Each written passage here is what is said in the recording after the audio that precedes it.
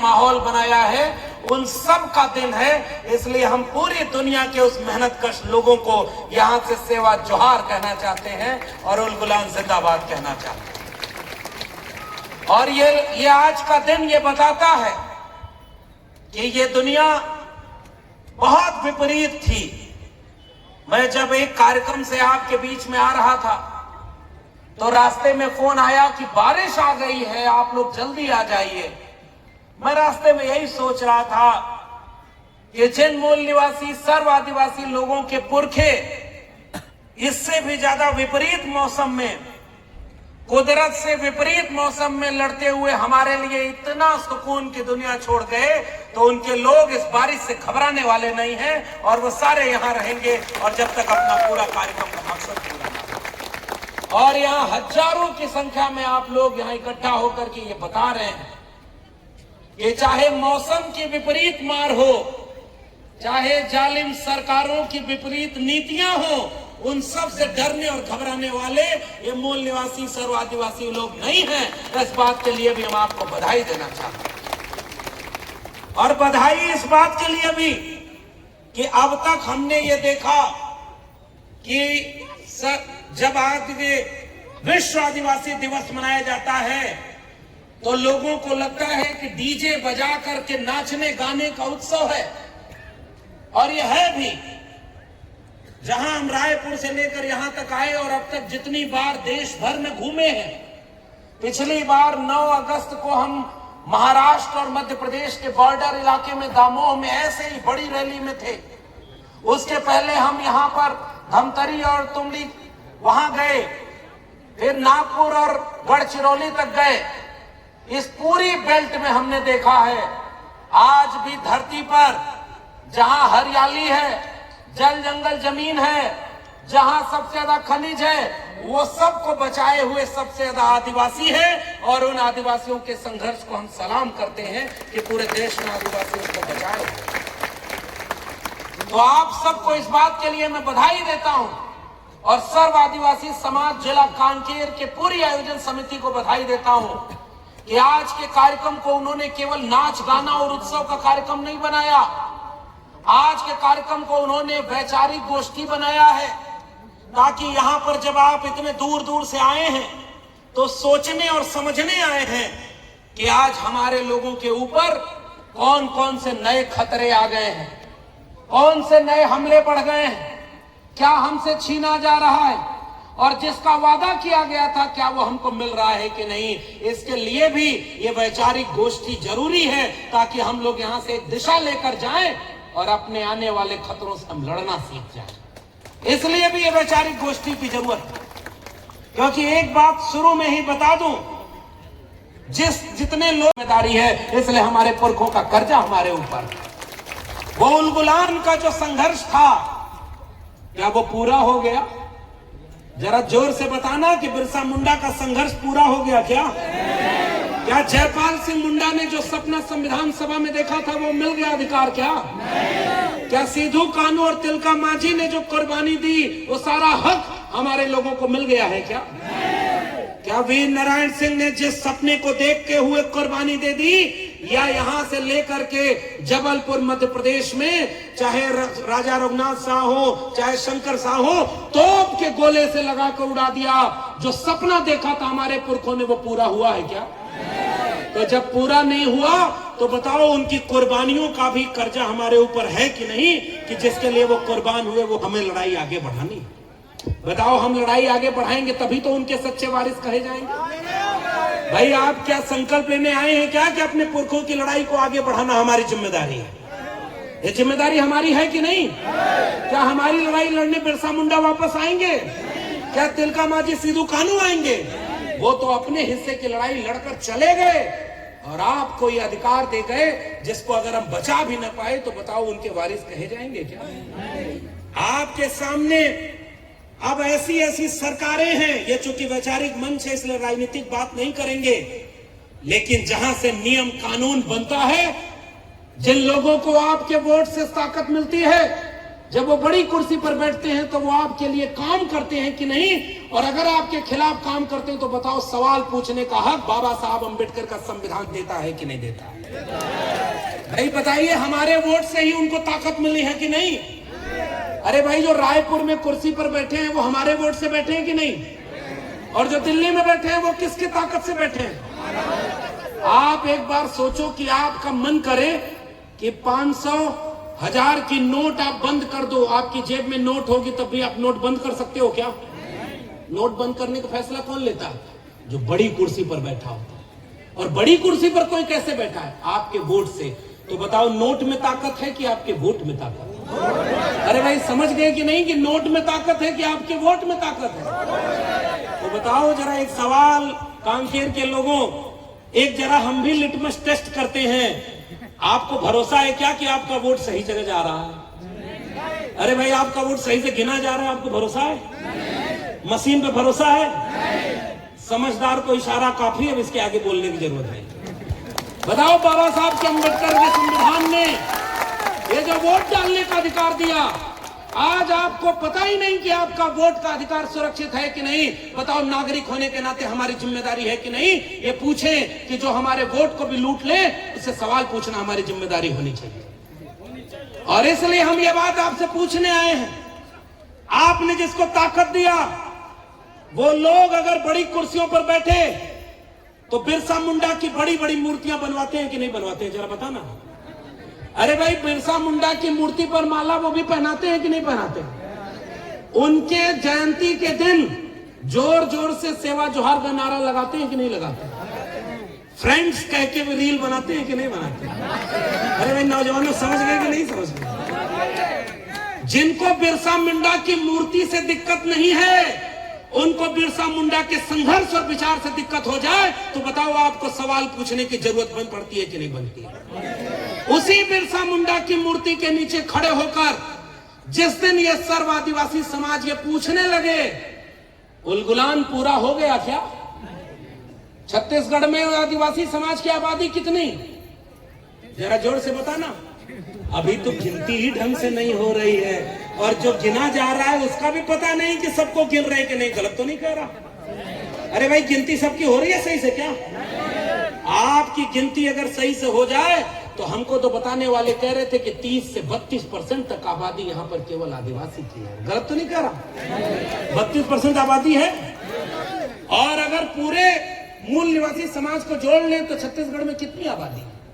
90% हो गई। कुछ लोग अभी पीछे से कह रहे हैं कि 90 क्या 95% तक हम हैं। अब जरा मेरे सवाल का जवाब देना, क्या छत्तीसगढ़ की जमीन के 90% मालिक आप हो? अरे भाई, जोर से बोलो, आप 90% जमीन के मालिक हो? आप 90% ये जो खनन हो रहा है इसका ठेका पट्टा आपके पास है क्या? अरे ये जो ट्रक चल रहा है माल ढोने के लिए, इसमें 90% आपका ट्रक है क्या? अभी हमारे पहले कार्यक्रम में हमारे अश्विनी जी एक सवाल पूछ रहे थे, यहाँ कितने लोग आए जिसके पास 50 एकड़ जमीन है? जरा हाथ उठाओ, किसी के पास है क्या? 50 एकड़ जमीन है? 25 एकड़ है? अरे कुछ लोग होंगे जिनके पास 2, 4, 5 एकड़ 10 एकड़ जमीन होगी। बाकी लोग क्या कम जमीन पे गुजारा कर रहे हैं कि नहीं?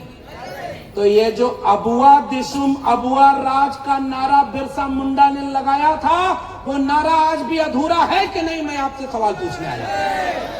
ये जब अबुआ दिशुम और अबुआ राज होना चाहिए तो आपका देश है और राज आपका है कि नहीं, मैं ये सवाल पूछ रहा हूं। राज का मतलब क्या होता है? बिरसा मुंडा की मूर्ति पर माला और बिरसा मुंडा के विचारों पर ताला। क्या ये इस खतरे को समझ रहे हो कि नहीं समझ रहे हो? अरे भाई, समझ गए कि नहीं समझ गए? किसी का नाम लेने की जरूरत है क्या? जो मूर्ति पर माला पहनाए और बिरसा मुंडा के विचारों पर जो बात करे उसके पर ताला लगाए, तो बताओ वो आपके पुरखों के संघर्षों का विरोधी है कि नहीं है? तो सबसे समझदार नागरिक वही होता है जो अपना मित्र और शत्रु को पहचानता है। गांव में जाओ तो आपको भी बड़े बुजुर्ग कहते हैं, जिसको अपने और पराये की पहचान न हो वो आदमी धोखा खाता है। गलत तो नहीं कह रहा? अरे भाई, धोखा खाने वाला अच्छा माना जाता है क्या? और 70 साल से इस देश में सबसे ज्यादा धोखा अगर किसी ने खाया तो बताओ इस देश के मूल निवासियों ने खाया कि नहीं? सबका साथ, सबका विकास, सबका प्रयास, सबका विश्वास और पूरा नारा लगा एक पेड़ मां के नाम और पीछे से हुआ 1 लाख पेड़ अडानी के नाम। बताओ ये किसका विकास किया जा रहा है? आपके जल जंगल जमीन को वहां मां के नाम पेड़ लगाते हो और लाखों लाख पेड़ अगर काटते हो तो हम ये पूछेंगे कि अगर आपने पेड़ लगाया नहीं तो ये पेड़ काट के हमारे आने वाली पीढ़ियों को आप गुलाम नहीं बना रहे तो क्या बना रहे? क्या ऐसा विकास चाहिए क्या? आपका मांग पत्र पढ़ता हूं क्योंकि इधर उधर बोलूंगा तो लोगों को लगेगा कि राजनीतिक मंच नहीं है। आपके मांग पत्र में ये जो सर्व आदिवासी समाज का मांग है, पहली ही मांग कर रहा है जनगणना में पृथक आदिवासी धर्म कोड। पढ़ देना ये आयोजन समिति के लोग। 11,000 दिन से जेल में बंद रखा गया है क्योंकि वो एक कार्यक्रम चलाकर अपने इलाके में आदिवासी लोगों को जागरूक करता था। बताइए ये किसका देन है? उसको आजादी होनी चाहिए कि नहीं होनी चाहिए? अगर कोई गुनहगार है तो उसको सजा दे, कोई गुनहगार को सजा मिले, लेकिन बेगुनाह को अगर सजा मिलेगी तो बताओ हमें बोलना, आवाज उठाना पड़ेगा कि नहीं उठेगा? आपकी मांग क्या कहती है? निजीकरण पर रोक तथा जल जंगल जमीन की सुरक्षा। कौन लूट रहा है आपकी जल जंगल जमीन? जरा मेरा जनरल नॉलेज बढ़ाना। अमेरिका लूट रहा है क्या? अरे भाई छत्तीसगढ़ का जंगल किसको दिया गया है? अमेरिका को? और लंदन को दिया गया? श्रीलंका को दिया गया होगा। किसको दिया गया? अरे जोर से बोलिए। किसको दिया गया? आदिवासी है क्या? और राष्ट्रभक्त है क्या? सबका साथ, सबका विकास और पूरा जंगल अडानी के नाम। तो बताओ ये जल जंगल जमीन की हिफाजत करने के लिए बिरसा मुंडा के संतानों को सवाल पूछना होगा कि नहीं होगा? हम आपसे ये जानना चाहते हैं। देश की बड़ी बड़ी कुर्सी पर आदिवासी लोग बैठे हैं, लेकिन मणिपुर इसी देश का हिस्सा है और 3 साल से चल रहा है। 56 इंच वाले वहां पर जा नहीं पा रहे हैं। बताओ ये सवाल हम नहीं पूछेंगे तो कौन पूछेगा यहाँ पे? और वहां आदिवासी लोगों को निवस्त करके घुमाया जा रहा है। बताओ उनका हक मिलना चाहिए कि नहीं मिलना चाहिए? अरे भाई ये देश विरोधी बात तो नहीं? अरे भाई एंटी नेशनल बात तो नहीं? जल जंगल जमीन आदिवासी का हो, गलत तो नहीं है ये मांग? आपके सर्व आदिवासी समाज ने एक सवाल पूछा है कि इस जंगल जमीन पर हमारा हक होना चाहिए, तो गलत तो नहीं मांग रहे? ये क्या लिख रहे हैं इसमें? आप इस मांग में ये कह रहे हैं कि जिसको भी आपने जमीन दे दी, खदान दे दी, उनको क्या दिक्कत होती है? बड़ी बड़ी मशीन दिल्ली से आती है, जमीन के नीचे कोयला है, खोज लेती है। जमीन के नीचे लोहा है, खोज लेती है। जमीन के नीचे इस्पात कार्बाइड है, खोज लेती है। और जमीन के ऊपर ये आदिवासी है, इसको नहीं खोज पाती और इसके लिए कोई विकास नहीं कर पाती। बताओ सवाल पूछना पड़ेगा कि नहीं? जमीन के नीचे सब पता है और जमीन के ऊपर वाले मांग मान रहे हैं। हमारे जिलाध्यक्ष जी कह रहे हैं कि 6 महीने का अल्टीमेटम दे रहे हैं। क्यों देना पड़ रहा है भाई? अगर आप हमारे हो तो बताओ हमारे लोगों को अल्टीमेटम देना पड़ रहा है? मैं इस मांग को पढ़ रहा था तो मुझे ये दिखा, जिसकी कंपनी को सरकार अगर टैक्स फ्री कर दे, छूट दे दे कि जाओ तुम कांकेर में कंपनी लगाओ, तो इसी मांग पत्र में लिखा है मेरे मूल निवासी लोगों, भोले भाले लोगों, सवाल पूछने के लिए भी जानकारी होनी चाहिए। कंपनी के ऊपर ये नियम होता है कि आप उस इलाके के लोगों को रोजगार देंगे, बाहर से बुला के लोगों को नौकरी नहीं देंगे। अरे भाई छत्तीसगढ़ में जितनी कंपनी लगी है उसमें नौकरी छत्तीसगढ़ वालों को मिली है क्या? अरे भाई आदिवासियों को मिली क्या नौकरी? कहां से कौन आएगा नौकरी देने? ये सवाल तो हमें पूछना होगा कि नहीं? अच्छा भाई, इन कंपनियों के ऊपर एक जिम्मेदारी होती है। आप जहां पर कंपनी खोलते हैं उस इलाके में पढ़ाई और दवाई का काम करना आपकी जिम्मेदारी है। नौजवानों बताओ पता है कि नहीं पता?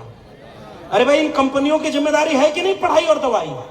तो ये जितनी कंपनियां खुली हैं वो आपके गांव में पढ़ाई और दवाई की लेकर पहुंची क्या? अरे भाई कोई आपके घर में स्कूल खुला क्या गांव में? वाले जेल में है। जेल में है स्कूल मांगने वाले। स्कूल मांगने वाले जेल में है। शर्मिंदा हमें होना चाहिए कि जो जेल में है उसको लिए हम आवाज भी नहीं उठा पा रहे। सोचो ना, हमारे लिए ही तो वो जेल में है। तो फिर हम उसकी बात भी करेंगे तो बाहर से सरकार के कुछ लोग आके कहेंगे कि भाई लक्ष्मण यादव को मत बुलाना, भड़काते हैं। अरे अपनी बात को कहना, अगर बगावत है तो हम वो नारा याद करते हैं, सच कहना अगर बगावत है तो समझो हम भी बागी। बताओ गलत तो नहीं? अरे भाई अपने समय में बिरसा मुंडा भी बागी थे। बिरसा मुंडा हो या सैकुअर वीर नारायण सिंह हो, अंग्रेजों से माफी मांगी किसी ने क्या?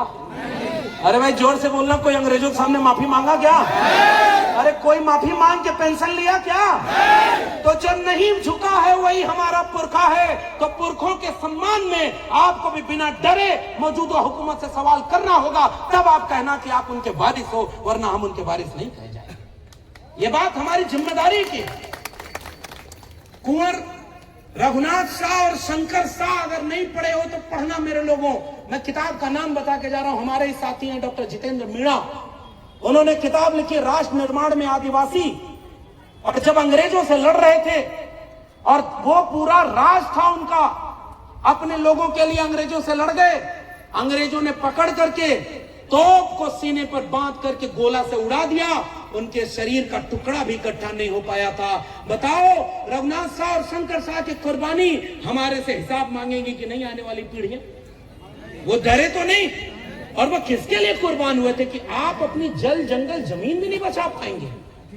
मैं पिछले दिनों बस्तर गया था भूम काल के दिन, और जब बस्तर गया तो मुझे क्या पता चला, वहीं के लोगों ने बताया।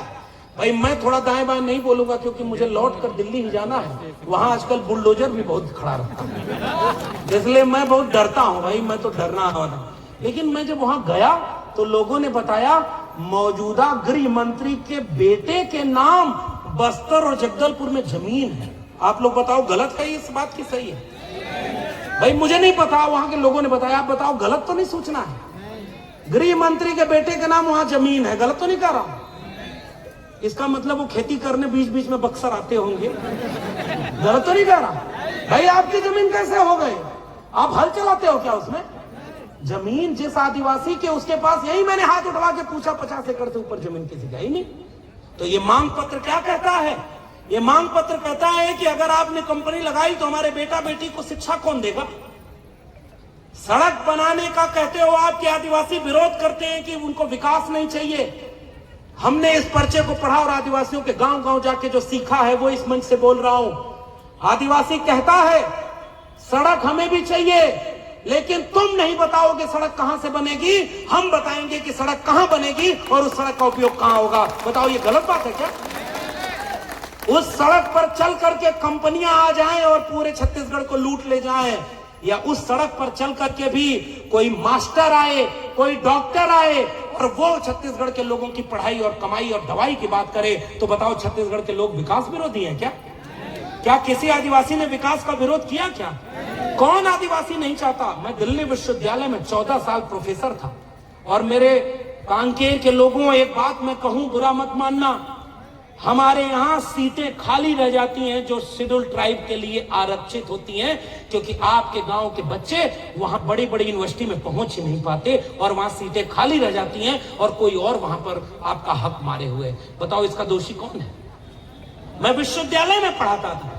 आज भी देश भर के केंद्रीय विश्वविद्यालयों में 45 केंद्रीय विश्वविद्यालयों में एक आदिवासी वाइस चांसलर है, बाकी कहां है?